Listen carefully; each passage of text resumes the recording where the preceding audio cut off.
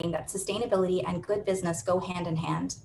We're thrilled to now have organizations in the greater Peterborough area connected to this network to learn, share, and grow the movement. Next slide. This past year has been extremely challenging for everyone, both personally and professionally, and the social and economic impacts of the pandemic continue to persist. While global emissions did decrease last year, we know that economic shutdown is not a low emissions strategy. Many of us have seen this crisis as an opportunity to reset, to build back in a way that addresses climate change and the vast social inequalities that remain. But we know that to change the status quo, it will take all of us, every business and organization across Canada, to seize this moment. It's a matter of rethinking what we do and how we do it, and working together to make it a reality. We also know that businesses, especially post-pandemic, will need support to build back in a way that addresses our social and environmental challenges while making them stronger and more resilient for a low carbon future. Next slide. Green Economy Peterborough will help to fill this need locally, bringing diverse stakeholders together and equipping them to do more together than they could alone. Despite the pandemic, the momentum that has continued to build in the greater Peterborough area for a green economy is extremely inspiring. Just look at the folks attending this virtual event today and the founding members that have already signed up. And just a fun fact, so with those 15 members that you just announced there, Natalie, I believe you guys hold now the record for the most members at launch from any hub that has been in existence. So you're already trailblazing. That's pretty amazing.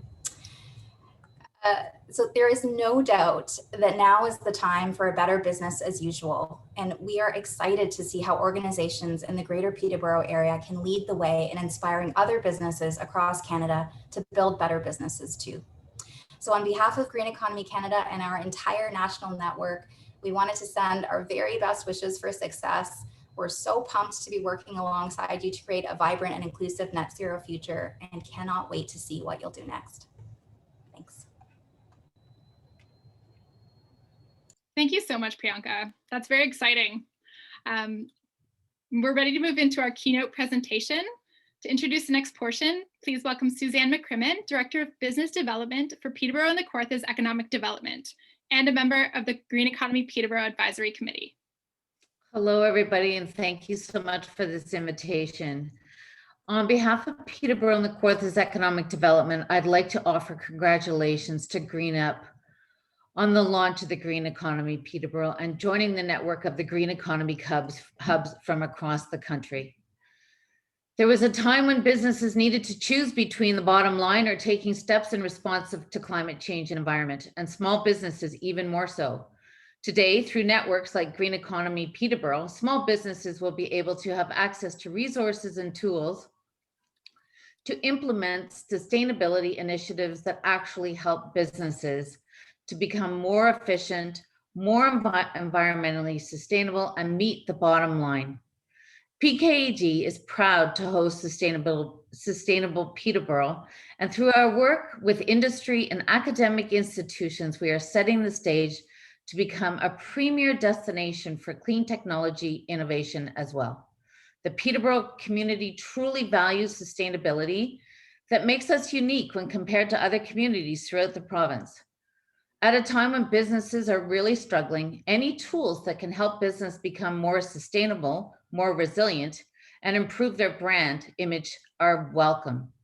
Peterborough and the Kawarthas Economic Development is pleased to be a funding partner with GreenUP for this initiative, and I look forward to seeing some great success stories to come from this program.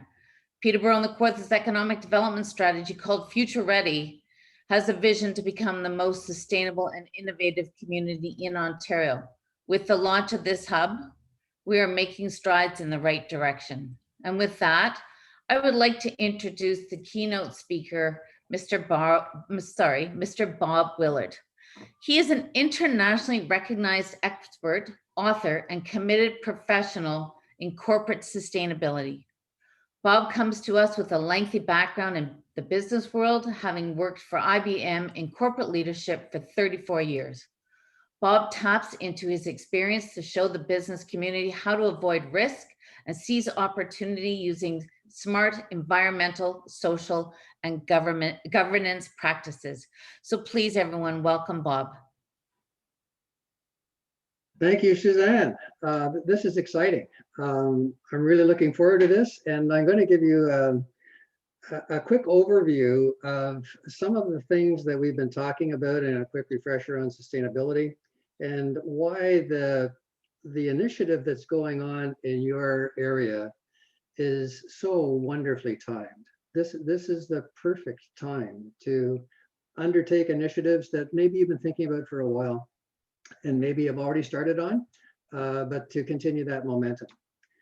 So let me start off with a quick refresher on what we mean when we talk about sustainability, which we've mentioned a few times so far in this session, and the word green, which is a nice, wonderful, one-syllable shorthand for a six-syllable word like sustainability. So green is a wonderful synonym. When we talk about sustainability, we normally talk about three things: environment, society, and the economy. And I'm going to show you a way in which we can show the relationship between those that show their interdependencies that Chief Witang really emphasized very strongly in her remarks and quite appropriately. So if you look at us from somewhere else, and on Earth Day, this is a very appropriate image, mostly what you see is environment. You see air, you see land, you see water. If you look really closely, you see living things on land and in water. And one of the species that you see is us. So we have human society that's nested in the environment. As of this morning, there are 7 billion of us on the planet, 7.86 billion of us on the planet. I do a head count every night just to check. Actually, to put it in perspective, when I was born, there were 2.4 billion people on the planet. So in one human lifetime, the population of the planet has more than tripled. Not that I'm personally responsible for that, but nevertheless, something's going on. So what we're talking about is a lot of stress on the carrying capacity of the environment. Within society, there are things that we do for each other. Family and friends, it's for free. Other folks, it's usually for fee. And we call that a business. So that's where the economy comes in. So that's the interrelationship of these. The business is nested in society, and society is nested in the environment. And the punchline for this relationship is that society and business are wholly owned subsidiaries of the environment, that the environment is too big to fail. The environment is the holding company. We so easily forget that because we take it for granted. And we take the environmental services, the eco services that are provided by nature for granted as well, because they're free and they've always been there. And what we're talking about are what are normally called ecosystem services. And there are 4 categories of them. There are 19 of them altogether. Some of them provide us with food and raw materials and water and so on. So those are the provisioning ones. And then we have regulating ones, which help us regulate the climate, water, erosion, waste, and so on. And of course, those are the ones that are under the most stress these days. There are supporting services that we take for granted as well, photosynthesis and others. And there are cultural services, including assistance with mental and spiritual health, frankly. So what we're talking about are a collection of things that are absolutely essential to us as a human race on a finite planet. These things need to be in good shape, because if the nests aren't in good shape, we're not in good shape. So what we're looking at is the unfortunate situation where for the last 250 years, since the beginning of the Industrial Revolution, there have been impacts on the environment and society coming from business, coming from society as well, but also from business. Some of those impacts have been good, but unfortunately, many of them have been bad. And what we're talking about are what businesses historically have called externalities, things that others should worry about. But those are getting to the point where the nests are starting to exhibit sort of revenge of the nests. They're boomeranging back on us. And the impacts that we have caused on the environment by over extraction, by treating the environment as a dump, by impacting society and causing the unjust chasm between the haves and have-nots to get worse and worse. Some of those things are starting to boomerang back onto business. And that means that maybe business should do something about that. And that gets into the question of how you justify doing that. So what we're talking about is a situation in the 21st century where businesses are being impacted, society is being impacted, the environment is definitely being impacted, and there's a role that business can play in addressing some of those impacts. When we take a look at what's in it for the business to do that, we normally talk about the business case for doing that and the benefits to the organization from doing more than it's already doing. The list of benefits is pretty straightforward, and they're usually in three categories. That the justification is that we can fulfill our purpose, it's what we should be doing. We can capture new opportunities, more revenue and more savings, and we can mitigate risks as well. And when we take a look at those, we can explode them into the benefits that are normally looked at when we're putting together a business case for doing more than we're already doing. So purpose fulfillment and contributing to the sustainable development goals, increasing our reputation or improving our reputation, driving customers to use us more perhaps than they would otherwise, and that generates growth. And then we get into all of the things that we normally think of when we're thinking of the justification for doing more. Not only savings on energy, water, materials, and waste, but also on carbon and maintenance and insurance and so on. And those are the low-hanging fruit. Those are the carrots that attract companies to this in the first place. They're real, they're measurable, but we can also have some co-benefits of energizing the employees and having them more productive and wanting to stay with us longer. Easier access to capital, increased value of our assets, as well as increased value of our organization if it's a publicly traded organization on the market. And then the flip side of all of those things is we can avoid risks of all of those things going in a different direction. So that's the scroll of benefits. And those are the things that organizations like Green Economy Peterborough are going to try to help you capture. So on the website that talks about this, it talks about membership benefits, and it talks about the kinds of things that they are going to try to make available to you through their one-on-one consultations with you and help you take advantage of tools that help you capture and measure all of these good things. So what we're talking about here is trying to make this a good business decision for you, as well as just a flat out good decision to do. If you're wondering about what's in it for you if you went really full bore into this, if you went all in, and if you took all of the best practices of companies out there from all over the world that have done amazing things on these, and you simply implemented their best practices, how good could that be for a company? Could you actually make more money, be more profitable on that? And the happy answer is yes. And frankly, that was the topic of my master's thesis in the late 90s, and a rewrite of all of that logic and so on in 2012 in a book that I called The New Sustainability Advantage. And what I did is I quantified the possibility relative to profit of what would be in it for an organization if it simply adopted best practices. And what that book showed, and all of the cases that were cited in that book, and there's a dashboard and free Excel workbook as well that you can use to calculate what's in it for you. It shows that at the end of the sustainability rainbow, there's a pot of profit that could be 50 to 80% more than what you're doing today. So if you're making a 10% profit today, it could be 15 to 18%. So this is the company level business case. And as you get into this, you say, man, that looks really kind of exciting. How do I do this? You're going to do it project by project by project. And there are tools that help you cost justify those projects. So as you undertake project A, it could be on energy, Project B could be on water. Project C could be on waste. Each of those projects may need to be, as a project, standalone project, cost justified in the eyes of the finance folks in your organization in an appropriate way.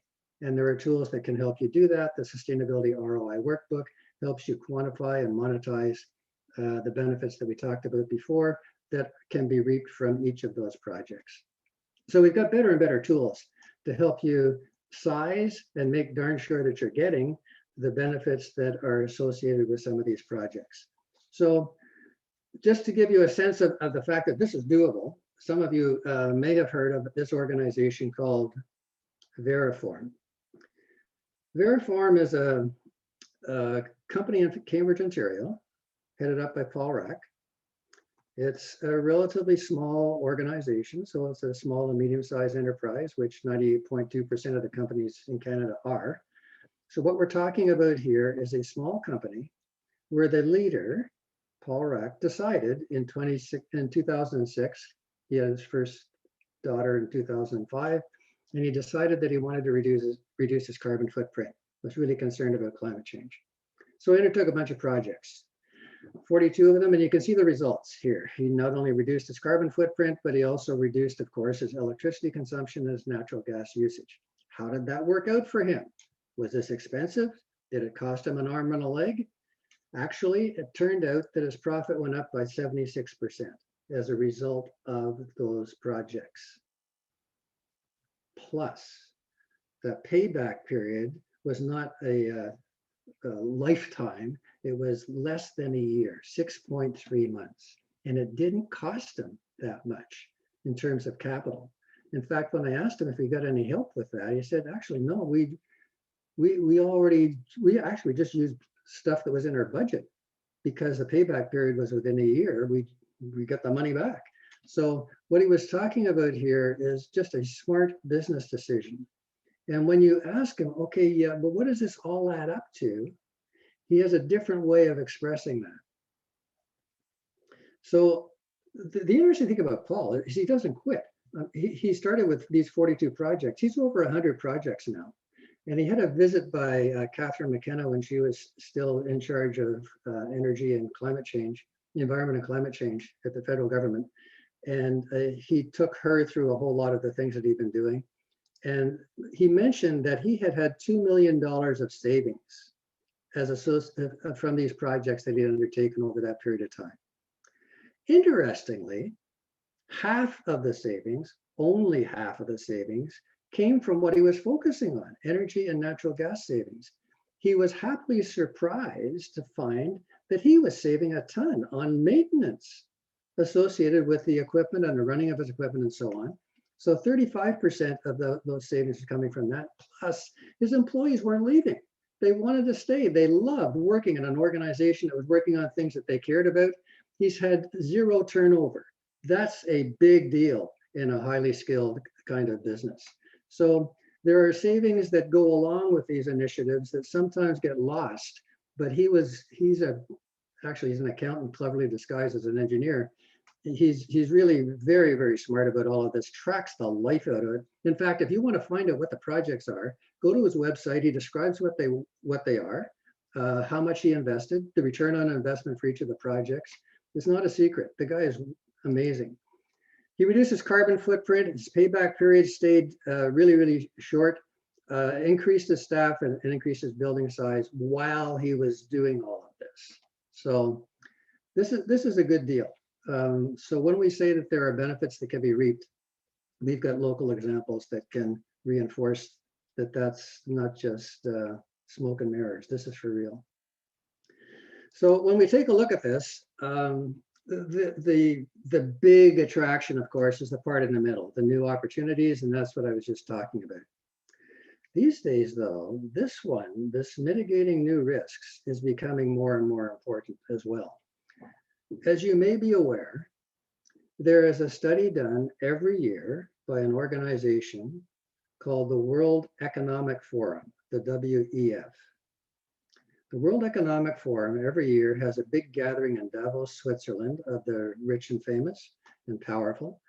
And just before that session in January, they put out a report which is called the Global Risk Report. In Global Risk 2021, they identified 30 risks that are on the horizon, which could do damage to economies, as in businesses, if they're not careful. And they sliced and diced them into a 2x2 matrix, the impact if they were to happen, and the likelihood of them happening within the next 10 years. So I'm going to show you a bird's eye view of that 2x2 matrix. It's an eye test, but I'll drill into some of it just to give you a sense of what it's all about. So these are the global risks: impact, low to high; likelihood, low to high; and the positioning of them. What I'd like to zero in on first is the categories that they're using for the different colors that they're showing here. So what we have over here is the legend. And you'll notice that there is a sort of an echo of what we talk about when we talk about sustainability. What we're talking about are economic, environmental, and social, the nests, as part of the categories of risks, as well as geopolitical and technological. And what they do is they color code them, and the darker the color, the more severe the risk might be. And they show a range for all of them. So I'm just going to zero in on this one up in the upper right-hand corner and show you what they deem to be, the two biggest risks: climate action, failure, and infectious diseases, as in COVID. So what we're talking about here are two things that we are painfully aware of as being big issues that we need to pay attention to. What they're describing, though, are risks to economies, risks to business. The organization is not the WWF, it's the WEF. This is not risk to polar bears, this is risk to businesses. So what we're talking about here is that these things can cause problems for businesses that aren't ready for them. So when we talk about these things, notice how many are green: climate action, biodiversity loss, natural resources crisis, human environmental damage, extreme weather, which is a variation on the climate change. And then you get into social things like livelihood crises, no kidding, social cohesion erosion, debt crises, both at the local level, the personal level, the international level, the national level. So what they're doing is they're showing a whole bunch of factors here that could give some grief to organizations that aren't ready for them and don't have resilient business models. So let's take this climate action one. We're in Ontario. I mean, we're relatively buffered from a lot of the kinds of things that we associate with, hurricanes and big floods and droughts and severe weather events, those kinds of things. So if we were to take a look at the kinds of things that we need to worry about, although there are some physical risks, damage to the company itself from the acute and chronic, acute as in storms, chronic as in drought, climate change impacts, there are a bunch of other risks, a little more indirect, but no less important, no less severe. Value chain risks, in other words, your suppliers may be hit with some of these things, or your customers could be. You could get sued for doing not enough or misleading people about what it is that you are doing. Reputation risk, which is huge, just huge. People are really looking for companies that are paying attention to the right things because they really feel that there's a leadership opportunity for businesses here. Asset value risk, market value risk, human capital risks, that's what we talked about in terms of engaging with employees. Then there are two at the bottom. Transition risks, get used to that word. That's code for the fact that we have to transition off fossil fuels to renewable energy. This is not a debate anymore. We have to do that if we're going to be able to get to where we need to get to by 2050. So what's that going to cost the business? How's that going to, how in heaven's name is that going to have to work? And access to capital risks. In other words, lenders and investors are getting a little twitchy about whether a company that's not prepared for climate change could be a risky company to put their money into. there was a study that was commissioned by the Bank of England when Mark Carney, who used to be in charge of the Bank of Canada, was in charge of the Bank of England. He was also in charge of the Global Financial Sustainability Board. And what he was, Stability Board, and what he was concerned about is he wasn't sure that his banks and his insurance companies were including these kinds of risks in their assessments before they made loans and before they made investments. So he commissioned something called the Task Force on Climate-Related Financial Disclosures. And the Task Force on Climate-Related Financial Disclosures was taking a look at what companies should disclose, report on, inform their investors and their lenders so that those lenders could make a better decision.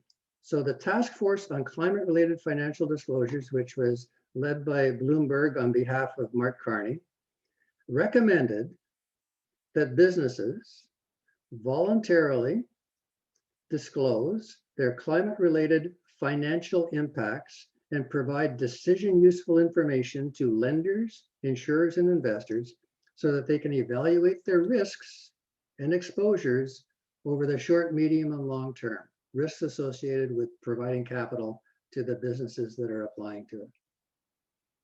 And they also want those disclosures to include how climate change-related physical risks, the bad weather and so on, and transition risks that we just talked about, are assessed, priced, and managed. Like, are you thinking about this? How are you going to do this? And are you making business decisions that allow you to get to where you need to get to on this?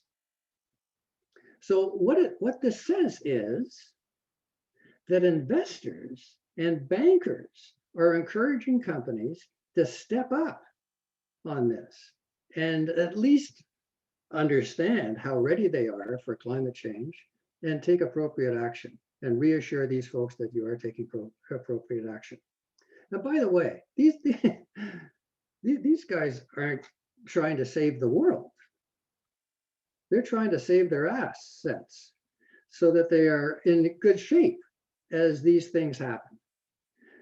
It turns out that there are over 2,000 financial organizations on the planet these days that have adopted the TCFD recommendations for the things that businesses should be disclosing. And they have to do with governance, they have to do with how they're working this stuff into their risk management things, how they're keeping track of how they're doing on all of these things, reporting and so on. So this is serious. These folks are strong catalysts. In fact, there's a bank in the UK that about 2 weeks ago announced that it is going to have sustainability-linked loans for small and medium-sized businesses.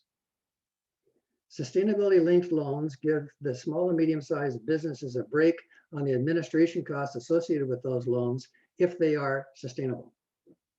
So now it pays to be sustainable when you're approaching some of these institutions, and that's just the beginning of the way in which financial organizations are starting to incent businesses to pay more attention to this. So there's a lot of exciting stuff going on.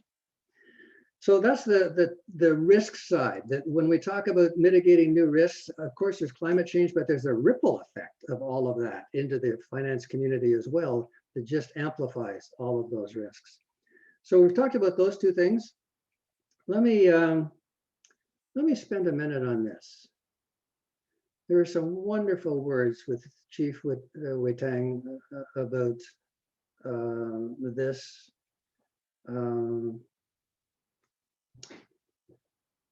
And others as well. What we're talking about is the purpose of the business. You may be aware that there's some fascinating dialogue going on these days about what the purpose of a corporation is or should be. And you know, for years, if you asked a graduate of an MBA school, what is the purpose of a corporation, you get a knee-jerk response of a 3-word mantra, which is to maximize shareholder wealth, period. Well, that's under a little more scrutiny these days. And what we're finding is that there is a real effort to change that to maximizing stakeholder well-being. And there's a group in the US called the Business Roundtable. Some of you may have heard of that, that a couple of summers ago said, you know, it's time we change the purpose of a corporation. It should no longer be maximize shareholder wealth. It should be maximizing stakeholder well-being. And they went on to itemize the stakeholders, their customers, their employees, their communities, the environment, and shareholders, but not only shareholders, the others as well, and suppliers. So we're talking about something going on here that legitimizes a purpose that is probably what you in your gut thought it should be anyway, but it just shows that if you work on that, you may be able to enhance your reputation and innovate your way into capturing more of these things than you used to. It used to be sort of either do this or do these. And now it's a both and. In fact, this is a driver of those things. So just to elaborate on that and to reflect on what's going on these days, it's a little different from what used to be happening. This is what I referred to, the Business Roundtable. This is 181 CEOs of the largest corporations in the United States. Largest corporations in the United States, 181 CEOs said that that's what the purpose of the organization should be. Take a little while for them to actually convert their own purposes, but it's a start.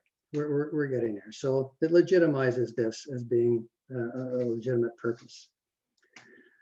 So I wrote a white paper a couple of months ago about what's going on to cause sustainable enterprises, which are in the middle of this, to be encouraged by helping forces to move towards being more sustainable.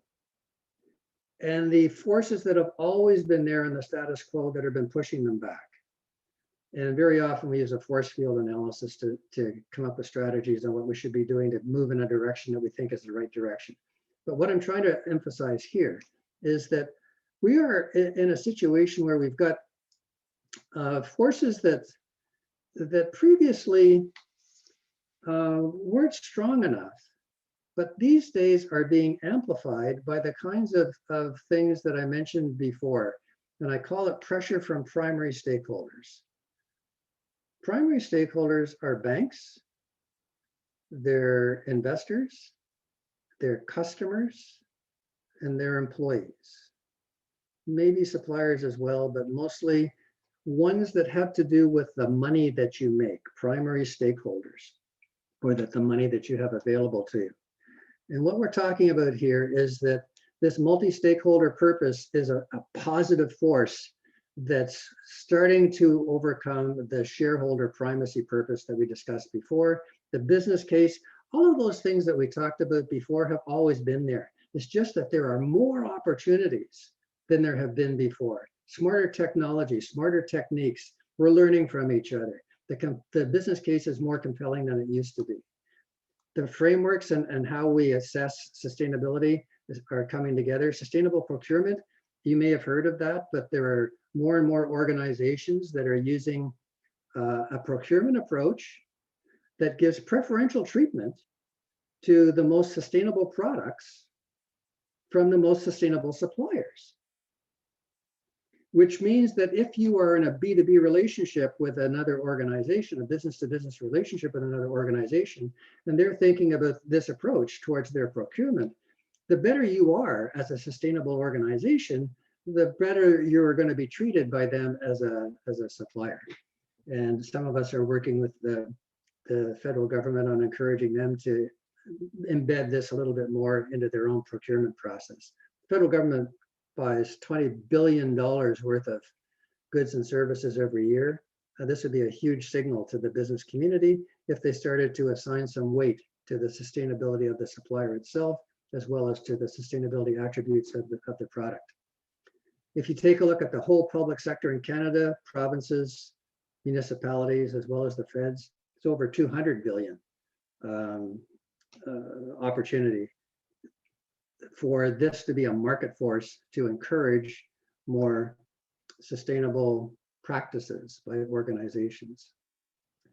So there are a bunch of forces that are in play. Some of them are more quantifiable than others, but they're all important. And there's something going on these days that makes the timing of this initiative that you're about to undertake with your colleagues and with your partners really, really well timed.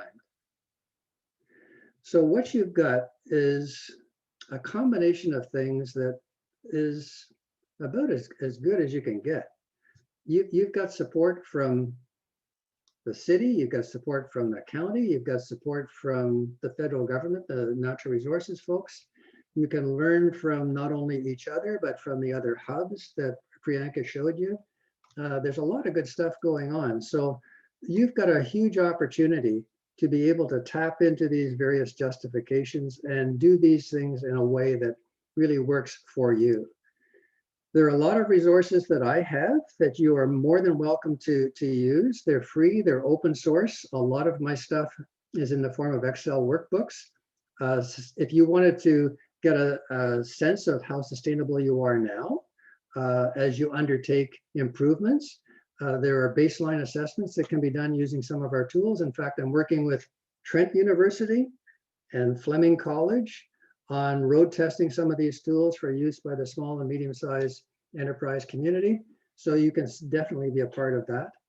We've got tools that can help you size the benefits to you, the business case, both at the project level and at the company level of doing more than you're already doing. Sustainable procurement, if you want to get into that, we've got tools on that too. What I'm trying to help you understand is that I'm just one source. There are all kinds of sources, and the beauty of it is that the folks in the Green Economy Peterborough know how to get to those sources and use them as appropriate. So on the website, it talks about what you get as a member. You get coaching, the one-on-one kinds of things that were talked about before by Priyanka. Measurement and reporting, how's it going? And keeping track of the progress that you're making, using whatever tools are available. Celebration and publicity, this is neat. That's really what Green Economy Canada is known for. They're phenomenal on this. And education and networking, a chance to really enjoy the process with colleagues that are on the same wavelength you are. So you are, the stars have aligned. This is really good for the timing of all of this. You've got the expertise, you've got the motivation, and you've got the base of experience that you can draw on to do this in a way that works for everybody. So I'm really excited about this, and I'm looking forward to working with Green Economy Peterborough and you folks on moving the ball in the right direction. You've got a chance to be a showcase here for what's possible at the local level. When you take a look at what's going on in the world, there's stuff happening at the international level, interesting. Stuff happening at the national level, a little more interesting. At the provincial level, yep. But at the local level, that's where the action is. And that's true all over the world. That's where the action is. Because you folks understand how to make this work for everybody. So you're well positioned to be able to capitalize on it. And I really wish you well in what you're doing.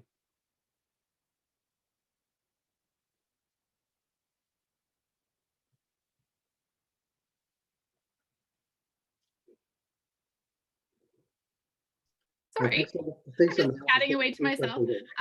Thank you so much, Bob. You missed one, and that's because you don't live in Peterborough, and we have the most amazing people. On top of everything else, the stars are aligned, and we have all of the most amazing humans here in one community. So, not the least of which, by the way, and I should acknowledge this better, but the whole Indigenous community. I mean, they get this almost. They've internalized everything I talked about so much that it's almost embarrassing to have a conversation with folks in First Nations about this stuff because it's just common sense. So being able to tap into their wisdom is a wonderful asset for you as well. Absolutely. Thank you, Bob, for that. And we are going to open up the floor for some questions for Bob, if folks have any. We had one coming in the chat, Jackie mentioned. There's two more in the chat as well, Okay. Natalie. Okay. Would you like me to read them, or should we ask those people to read to say their own questions? I wonder if Stephen Hale, are you still here, Stephen? Yep. Would you like to ask Bob a question? Well, yeah, I sent my question to Jackie. So Bob, it's good to see you again. It's always nice to hear your work, and I really enjoyed the presentation. I wondered, I agree with the premise of everything you said, but I just wondered what your thoughts were about the former BlackRock advisor, Tarek Fancy's article, kind of critique of some of the things around the idea that the free market alone can solve all these problems. I just wanted to hear your reactions to that. And I know that maybe lots of people on the call maybe haven't heard that article, and I don't know if you have either, but.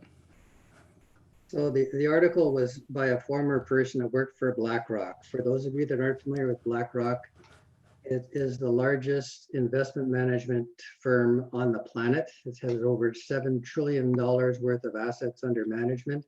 It's a big player in the investment community. And every year, at the beginning of the year, the CEO of BlackRock, Larry Fink, sends out a letter to all of the companies, the CEOs of the companies, in which they may invest on behalf of their clients. And he gives them signals as to what they're looking for in the coming year. He's been emphasizing this purpose thing quite a lot. He's been emphasizing carbon action, greenhouse gas action, climate change action quite a lot as well. There are a lot of skeptics about how serious BlackRock is, the investment community is.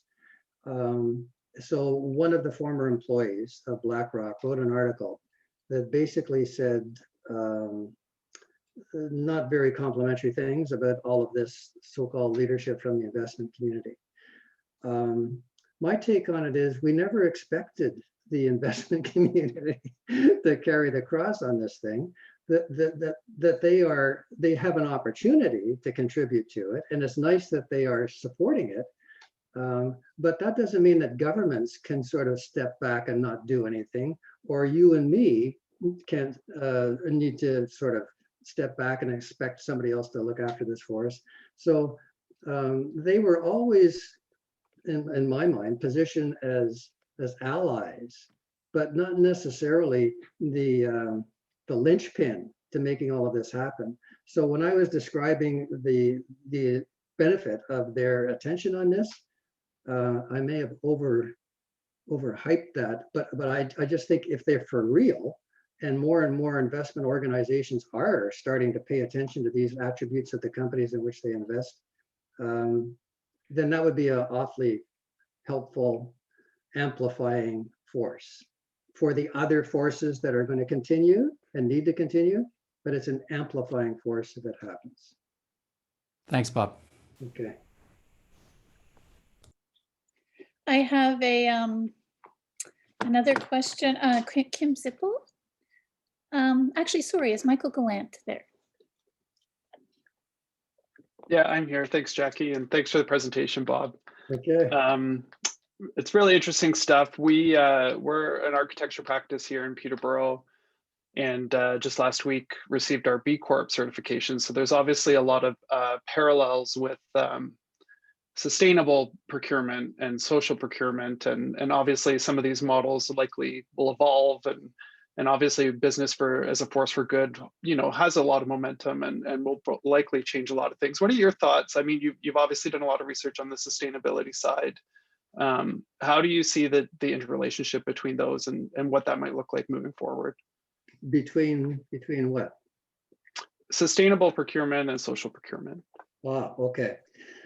I use the term sustainable procurement as an umbrella term for circular procurement, social procurement, green procurement, and responsible procurement. So they all have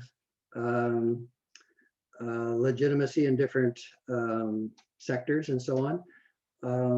And the way I have positioned sustainable procurement, it's inclusive of all of those things, needs to be inclusive. So it's not, It's not taking anything away from them. It's just saying that if we're smart about it, we can address all of what those different versions of procurement are attempting to do.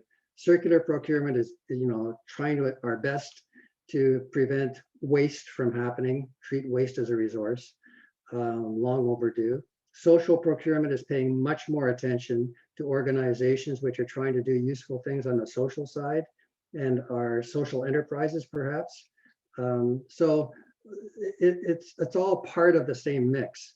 And the tools that I have on how to cost justify sustainable procurement, how to implement sustainable procurement, how to do sustainable procurement, all are intended to be inclusive of all of those different versions.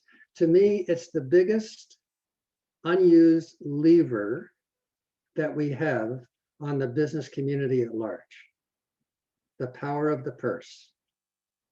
And I don't think large corporations or governments have quite clued into the fact that this is an incredibly powerful market force. And it's time that we used it. We don't have time to waste. We need to engage businesses proactively in this. And one way is to help them understand that their customers, the buyers, the procurers, care about this, and they want to know what these suppliers are doing about it. That to me is a huge, huge force. That's great. Thanks, Bob. Okay. And thank you, Michael. Michael is one of our founding members. So I just wanted to point that out. And I wonder if Kim Zippel, if you're able to ask your question. Thank you very much, Jackie, and thanks to Mr. Willard for your presentation. It's kind of mixing up a couple of concepts or maybe bringing them together. So disclosing liabilities and to whether you're a municipality or whether you're a business, and gaining that trust of your customers or your constituents in how you're managing your, in this case, I want to address natural assets. And the risks in not fully disclosing the legal risks are, important. And so from the aspect of financial tools that are out there, like insurance, which would be a tool to explain to the community or to your customers how you're looking after assets. And there's a new tool on the market called Parametric Insurance that allows communities or businesses to take those tools, whether it's a forest or it's a coral reef, and it's protecting you from the impacts of climate and severe weather. It's advancing, but I'm not sure how quickly. And I'm not sure if there's other tools out there that you can invest in as a business or a community to protect those assets and to have full disclosure, to be able to open your balance sheet and say how you're looking after these assets. So I know that's a bit of a complex question, but well, it's tricky, especially for privately owned businesses. They're not used to putting out an annual report that everybody gets a chance to read. Big corporations, of course, that's part of the game. So they have to be more open. So a lot of the attention is on them. But there's more and more encouragement for smaller companies to be more open and public about how things are going for them on the kinds of issues that we talked about. So the way in which they treat their employees, the way in which they treat the environment, and the way in which they treat their communities. Those are the big three. That's what sustainability is all about. And there are metrics around all of that and ways of measuring that. In Europe, there is a much more aggressive initiative by the government, the European Union government, to encourage the larger companies with 500 employees or less, or more, to disclose all of the kinds of things that you and I would think of around sustainability, as well as how things are going in their supply chains, which is not a trivial request. And now what they're doing is they're looking at lowering that down so that it's going to touch more and more and more companies and to disclose that information. So the transparency momentum, transparency being code for the fact that you publicly disclose what's going on, seems to be gaining traction in Europe. Europe's usually 5 to 10 years ahead of us on all of this stuff. So I would expect that that's going to increase as well. The trust in business is painfully low. And when companies talk about how they're doing on sustainability, they normally cherry pick the things they're doing well on, and they only talk about those. They don't talk about all of the other stuff. Understandably, I mean, what? That's an understandable kind of hesitancy. But I think it's time that companies got more used to explaining how they're doing on all of the sustainability things and acknowledging that there's room for improvement on some of these more than others. And for a company like them, it makes sense for them to zero in on these 2 or 3, but within the context of the overall report card. And we've got better and better tools for companies to be able to do that. And the tool that I was referring to before, the basic sustainability assessment tool that I'm road testing with a project that I'm doing with Trent and Fleming, will give companies in the Peterborough area a chance to see how this feels for them. And then they can decide how much they want to disclose. And we can also express that in terms of their impact on natural, human, and social capital. And the natural capital one is the one that you're talking about in terms of being better on protecting it. So we can express their impacts on natural, human, and social capital in language that's more consistent with what you're describing in terms of ensuring some of the issues that might, or ensuring against some of the issues on the environmental side. Thank you very much. Okay, but that's great news, Kim. I hadn't heard of that before, so that's great. Thank you, Councillor Zippel. I would also like to find out if Rob Arkell is here. Rob, are you here? Yes, I am. Thank you very much, Jackie. Okay. Appreciate the opportunity. And Bob, great to see you. As always, as others mentioned, I always enjoy and appreciate hearing you speak and present. And I commend you for being the champion that you are and what you're doing. And my question has to do with the circular economy. I think, as you're aware, we've begun focusing on that, and it as well is a concept that's gaining a lot of traction in a lot of places, and we find ourselves racing to catch up to places like Europe. And I wondered if you might be able to comment on how it fits into business sustainability in general, and maybe where you see it helping us move forward on Green Economy Peterborough and the objectives they're trying to achieve. It's absolutely vital. We have to get more self-sufficient locally, and a lot of that self-sufficiency is going to come from being smarter about what we do with our so-called waste.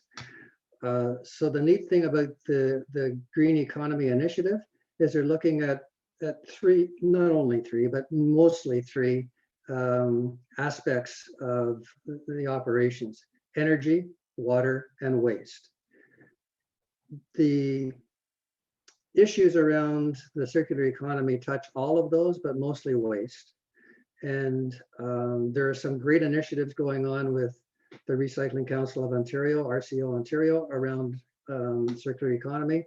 We're getting better and better at being able to figure out where the pressure points are to be able to make improvements. There are people who are very, very smart on all of this stuff. And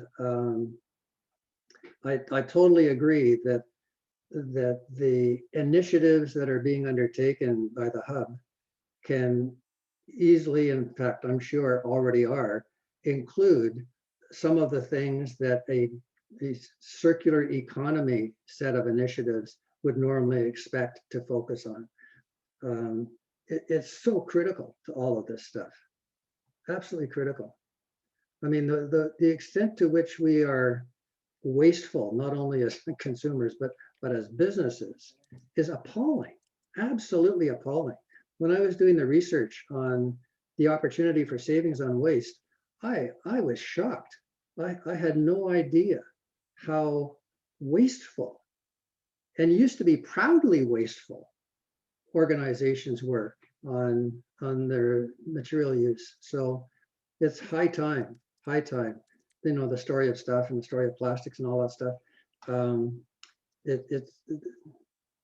We've got a good base to build on, and the kind of leadership that you've been showing in the community for years, Rob, is perfect. We need more of it. Thank you, Rob. I just wanted to just make a quick reference to Martin Yule from Clean Tech Commons comment. I'm just going to read it out.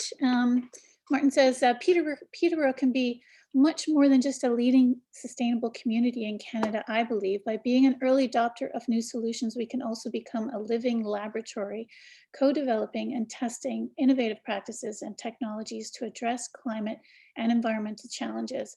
At Clean Tech Commons, our goal is to turn research into practical applications and commercial outcomes that enhance economic, business, and job growth and social impact, and tackle pressing societal challenges and help shape the economy's future. I just wanted to refer to that because it's so Peterborough centric and really, you know, is all about cheerleading our great community.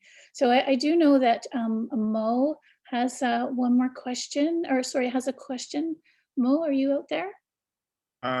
Thank you, Jacqueline. Thank you, Mr. Willard, as well, for coming. My name is Mohammed, and I am a student at Trent University. I'm also a subscriber to your deck, and I find it very informative, so thank you very much for putting it out there. My question is about uniformity and standards, and I think you've talked a bit about, you know, for example, with your initiative with Trent University and Fleming College, you're trying to basically, you know, give businesses in the area the tools by which they could report on their sustainability. And you mentioned that, you know, companies will decide what things that they should disclose on. Do you not think that that could create discrepancy in the uniformity of the information put out there by these companies, therefore would make them harder to assess? So I'm making this based on the experience in the United States, where the Sustainability Accounting Standards Boards is kind of trying to be, SASB that is trying to be the kind of overarching organization that kind of creates these standards by which companies should report, so that the reports look like a company's balance sheet, if you will. So if you look at Apple's or Microsoft's, it's not going to be any different in terms of what they report out there in the itemized report. And I wonder if you think that kind of systemization and standardization would make it easier for those who are studying these companies and their impact, easier to read and assess. Thank you very much. So you probably want a short answer to that. First of all, I totally agree that there are a lot of standards out there.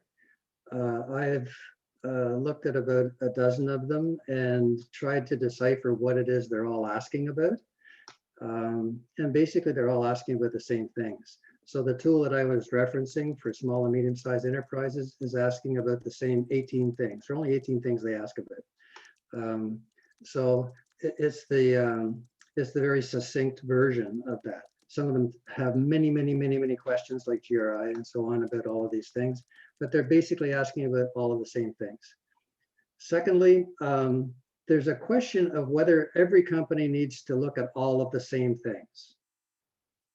And organizations such as SASB, and if those of you that aren't familiar with that acronym, this is the Sustainability Accounting Standards Board. And what it does is it helps organizations in different industries and different sectors determine which of those 18 things they should be disclosing on, reporting on, because they are more relevant, more material to them than some of the others. So they do that sort of filtering up front of which things they should report on. I have a different position on that. I totally agree that you need to do that filtering, but that's after you have done an assessment on how you're doing on all of them, and then use those SASB type guidance documents to help you zero in on the ones that you should be paying more attention to and improving.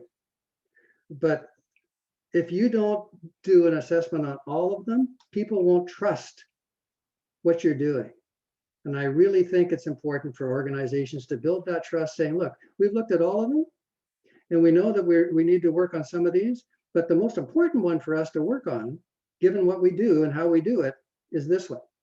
So it's sort of whether you do it early or late. There are heat maps that others are putting out, industry heat maps, that kind of thing, talking about which factors they should be working on. And there's a ton of stuff going on to try to consolidate all of these frameworks. I'm impatient. It's we can't wait forever for these organizations to get their act together. So I just said, okay, it's 18 things. Let's ask these 35 questions and help everybody assess how they're doing on it. And if they come up with something better, terrific, I'll drop it.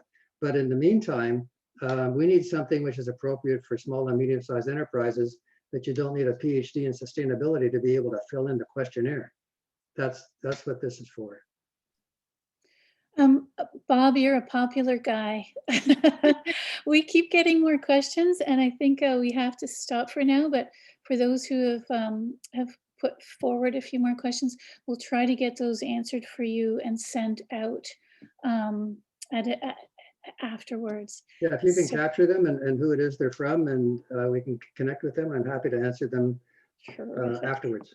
Great, thank you so much, Bob. I'm going to pass this back to Natalie.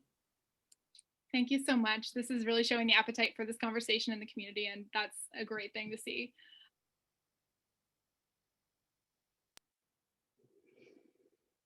Organizations that are part of this project. We have our Green Economy Peterborough Advisory Committee. We would not be able to do this work without them, and many of these amazing folks are here today.